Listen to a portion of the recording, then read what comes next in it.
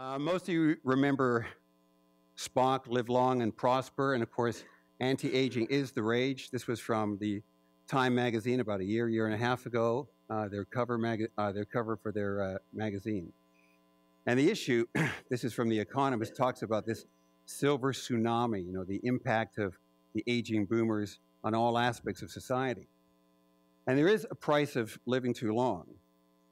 You can see in this picture here, this vigorous woman pumping iron, life expectancies. You notice, by the way, that life expectancies for women is longer than men. And longer life expectancy creates higher health costs. In fact, in North America, we spend 15% of our GDP on healthcare, although we spend about 50% less per person than the US does, and our life expectancy is 3 years longer. What's interesting about this particular picture is if you notice there's kind of a transition that's occurring. You see, men are starting to wise up to the idea that they should be living at least as long as their spouses. So the woman in the picture is pumping iron and obviously increasing her testosterone levels, while the man is doing some yoga Pilates thing, getting in touch with his inner self, and he will extend his life expectancy. One of the other problems, while healthcare may not be quite, as Patty points out, the major issue for governments going forward, the fact is there are a lot of issues related to old age. And one of them is pensions. Social Security in the US came in 1935. When they brought it in, the retirement age was 65, and the average life expectancy was quite a bit shorter. There's a little interesting quote, aging is bad, but of course consider the alternative. And if you look at this, you have a pension age that starts about 3 years after your life expectancy in 1935. And of course now, life expectancy is about 20 years longer than that starting pension age. Well, in the beginning, they had 7 workers for every person that was retiring. And of course, it's easy to fund a pension system when your starting age is after you're dead. It's not a major liability problem. Things have changed dramatically since then. We've had, as you know, a fellow named John Malden speak to you. Some of you have heard him speak. And he wrote this book, which I would highly recommend, especially in light of what's going on in global markets right now, talking about how the debt issues around the world are going to play out. One of the graphs that I like the most is this graph, because as you know, in Europe right now, they're in crisis because of the amount of debt that a number of countries have, Italy in particular, and obviously Greece. But if what you're looking at here in the red, this is the official debt. This is the debt, if you want to think of it a different way, that's actually causing the crisis. What's in the red? What's in the gray is actually the unfunded, the present value of the unfunded liabilities of promises that governments have made to all of their citizens. 4 to 5 times the level of official debt, pretty well in every developed country. Now, it's very simple. If something can't happen, it won't happen. These promises will change, and they're already starting to change. In fact, on the Canadian budget, the last Canadian budget, if you notice, they changed the rules on CPP. It's a bigger penalty if you want to start collecting at 60, and it's a bigger benefit or bonus if you decide to wait till 70. And that's, from my perspective, that's just the thin edge of the wedge. So obviously, from our perspective, we think it makes a lot of sense to have an organized plan. So our process is to do a plan, then to do an asset allocation, then to pick stocks or bonds or individual pools of capital or funds. 90% of your financial outcomes come as a result of the first 2 steps. And in this particular case, what we're going to focus on is the impact of the financial plan itself. So all really a financial plan is gathering information like a net worth, your income needs, your corporate structure, your financial objectives, and then putting together the strategies that you're concerned about. Is it retirement, estate plan, business plan for buy-sell, a legacy for charitable giving, tax efficiency, or your investments? You put these 2 together, and you develop a plan. You integrate the 2. So that part seems pretty straightforward. And of course, what was interesting in working with Patty is her bringing an awareness that maybe in all the planning we've done, we forgot to take something into account. And the something is what she's been talking about, which is the impact of long-term, not interestingly catastrophic events, but long-term care issues. So let's look at the typical factors that make a difference in retirement. Well, the first factor would be how long you're going to be in retirement, your health, obviously. What's your tax bill? What's your investment return after inflation? How much of an estate are you going to leave? Are you going to downsize a home, sell a business or practice? And how much are you going to spend? And all of these have an impact on how much you need to save or how much you need to accumulate, what your wealth has to be.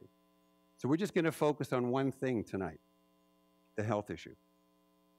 So look at the financial options from a health perspective. You could choose, if you had an interruption in health or you had aging parents, to work longer. You could leave a smaller estate. You could leave a smaller estate a different way by using a reverse mortgage. You could buy insurance. You could just simply not have a problem and take anti-aging medicine pills. You could have a changed lifestyle in retirement, reduce one, of course. And we're going to look a little bit at the idea of using annuities as a way of generating cash flow when it's going to be challenged. So you might decide to take an approach that sort of takes 3 or 4 of these things into account so that you don't really have to depend on any particular strategy.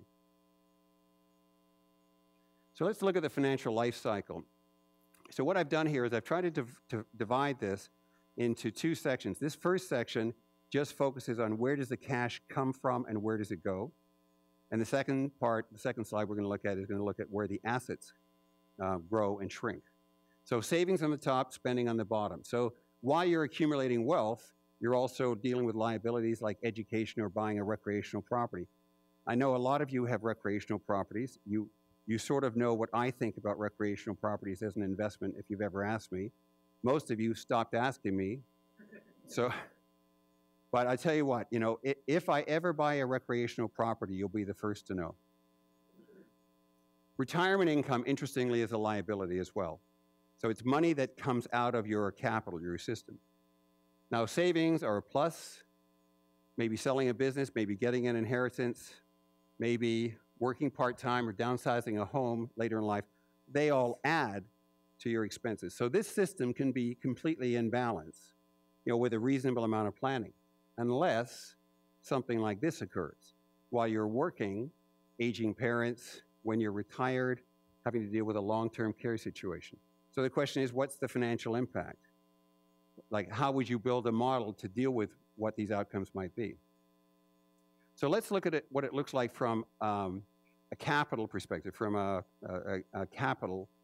wealth perspective, I should say. So let's imagine you take a look at your current assets and you have a plan that nicely takes them up until you retire.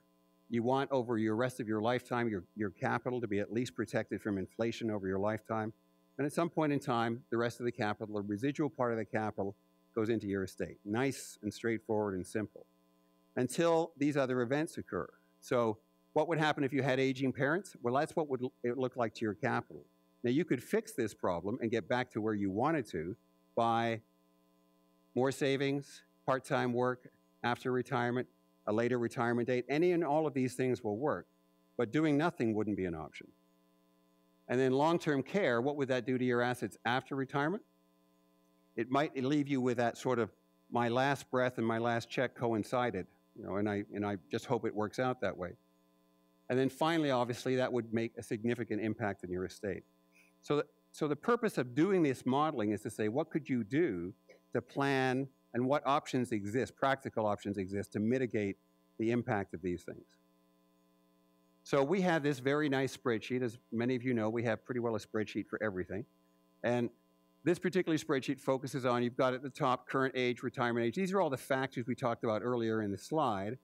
And we change all of these factors. We come up with a plan that says, gee, to reach your objective, you need to save roughly, in this particular case, $50,000 a year. And if you do, you'll have the capital you need to retire, and it'll all work out perfectly forever. So what happens if we put one thing in here? So at the very top here, we're putting in a liability for aging parents at $500,000. Let's say, for example, to keep the numbers simple, $50,000 a year for 10 years. What does that do? It takes a big chunk out of your savings, and the only way to change that is to increase your savings by $28,000 a year in this case. So this couple would have to increase their savings by 50% in order to deal with the financial impact of this outcome. So what other options might they have? If they wanted to leave their savings exactly where they were, which may be all they can reasonably handle, what would they do? Any of these options mathematically work. So one, they could retire 4 years later. They could downsize their house by $1 million at age 70. They could reduce their estate and just say, you know, sorry kids, but you know, you're going to have to start working. And because that's what Claire and I have already told. And you could work part-time, obviously, as well. And you could do any combination of these things. You could retire at 61 and downsize the house by a smaller amount, and any combination of these things would work. But the purpose of doing a plan is to model it to say, do I have the resources as a backup if these events occur? Do I understand how they would work? Do I see how they fit into my plan? So let's take a look at a couple of these solutions. You're familiar with reverse mortgages. I remember CHIP is the name of the company, but it's the Home Equity is the official name of the company, and CHIP is their brand. And CHIP was actually created by a high school friend of mine, and his name is Bill Turner, and he did this in the late 80s. And when he created CHIP, he asked me, because I was on a trip to Europe, and in Europe they have reverse mortgages, both formal and informal. So in France at the time, it was sort of an informal system. And what would happen is a younger couple who couldn't afford to buy a home would go to an older couple, say somebody who was in their 70s, and they would make a deal of paying them a certain amount of money every month. And then when the older couple died, they would get their home. So that would be the system. So the older couple got the cash flow, and the younger couple eventually got a home that they maybe otherwise couldn't afford to get. So the story I'd heard was one of the first examples of this transaction that was done was between a 75-year-old couple and a 35-year-old couple.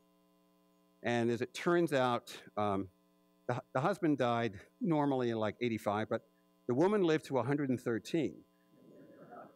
And when she died, the couple, the husband was dead, and the woman was in a nursing home, but they had a house. So presumably, maybe a more institutional version of that would work better. So there is a quandary with reverse mortgages because there are issues with them. So let me go through the benefits and the costs. So first off, if you look at the rates of a reverse mortgage against a competitive mortgage like the ones you'd see at ING Direct, you'll see that, roughly speaking, a reverse mortgage would cost 5.5% to 6% a year against about 3 to 3.5% a year for the same kind of mortgage that's just a regular mortgage. The huge benefit, of course, of the reverse mortgage is you don't have to make any payments for the rest of your life as long as you live in that home. And that obviously isn't the case with a regular mortgage.